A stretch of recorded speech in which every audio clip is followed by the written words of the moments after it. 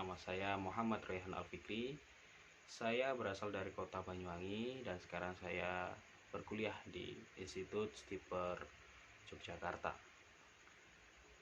Saya berada di Fakultas Kehutanan dan kelas saya yaitu SKR. Di sini saya akan mempresentasikan atau menjelaskan tentang apa itu remote sensing atau penginderaan jauh. Berikut adalah pemaparan dan penjelasan presentasi dari saya. Penginderaan jauh atau remote sensing. Pengertian dan istilah. Menurut Listen et al.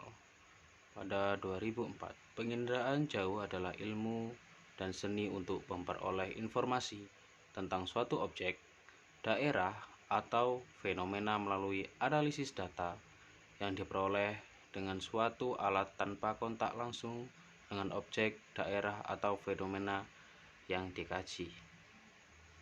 Adapun istilah-istilah lain untuk penginderaan jauh dalam bahasa Inggris remote sensing, bahasa Jerman Vernerkundung, bahasa Prancis télédétection, bahasa Spanyol perception remota, bahasa Rusia distancionaya, bahasa Portugis sensoriamento remota.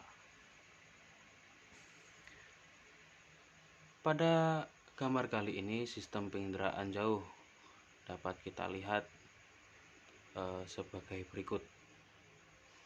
Ini dimana ada area pemukiman, jalan, tanah liat, rumput, air, hutan, dan lain-lain.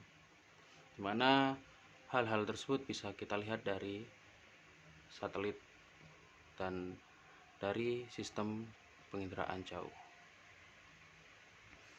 Adapun komponen penginderaan jauh yang pertama adalah tenaga, objek, sensor, detektor, wahana, pengguna.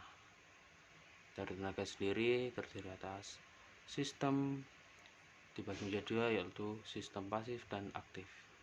Untuk pasif sendiri tenaga matahari dan aktif tenaga pulsa. Untuk komponen objek, semua objek yang ada di bumi. Jadi bisa rumah, tanah, laut, sungai, dan lain-lain. Semua yang ada di bumi merupakan objek dari komponen penginderaan jauh.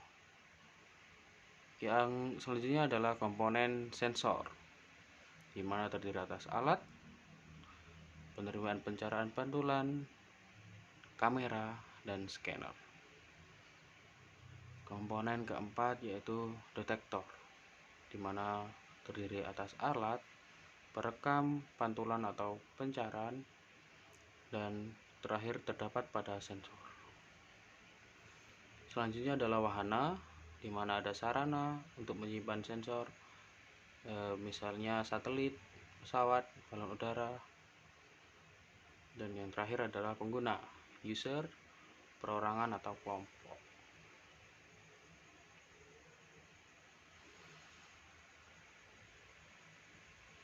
Pada slide kali ini perbedaan jenis citra foto, yaitu yang pertama foto ultraviolet menggunakan spektrum ultraviolet 0,29,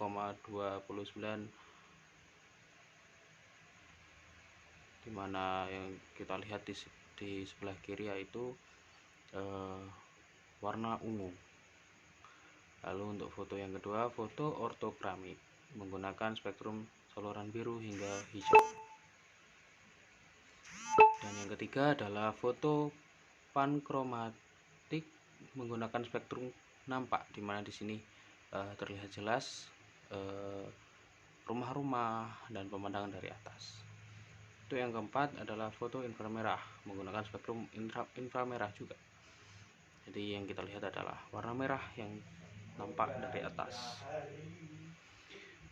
Unsur-unsur interpretasi citra. Interpretasi citra adalah perbuatan mengkaji foto udara atau citra dengan maksud untuk mengidentifikasi objek dan menilai arti pentingnya objek tersebut.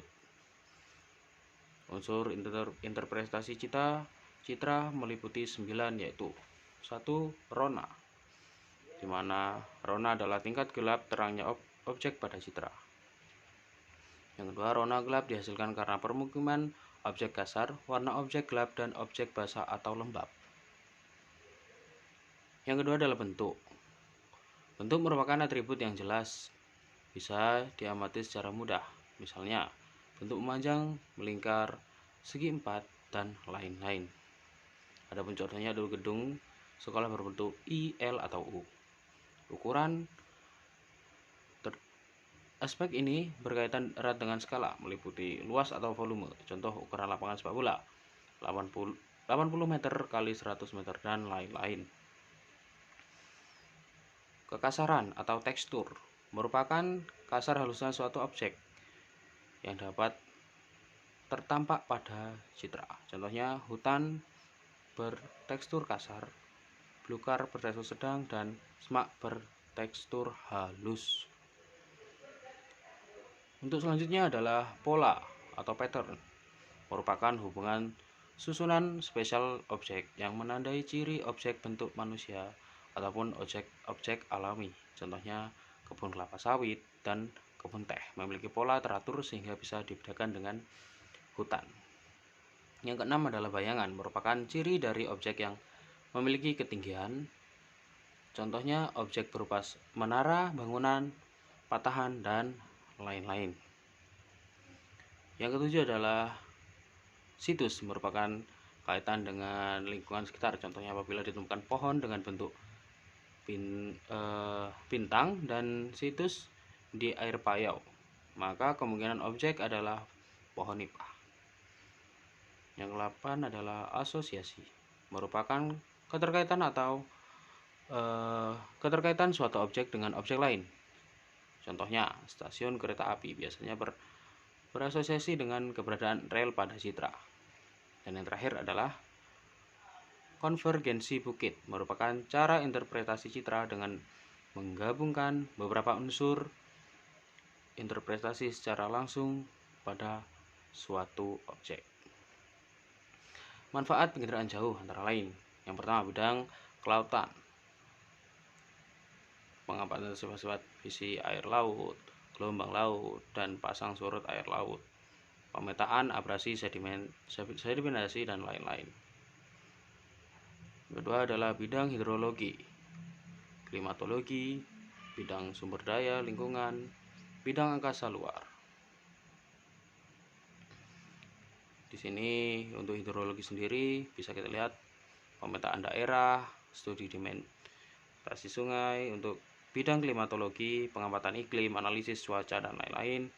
Bidang sumber daya dan lingkungan, pengamatan penggunaan lahan, perencanaan wilayah, analisis kerusakan lingkungan, dan lain-lain. Bidang angkasa luar, pengamatan dan penelitian planet maupun benda-benda angkasa. Dan yang kita gunakan pada saat ini adalah poin 2, 3, dan 4, di mana poin tersebut berkaitan dengan apa yang kita pelajari. Baiklah, itu merupakan pemaparan dari saya. Apabila ada kurang lebihnya mohon maaf. Billahi taufiq wal hidayah. Wassalamualaikum warahmatullahi wabarakatuh.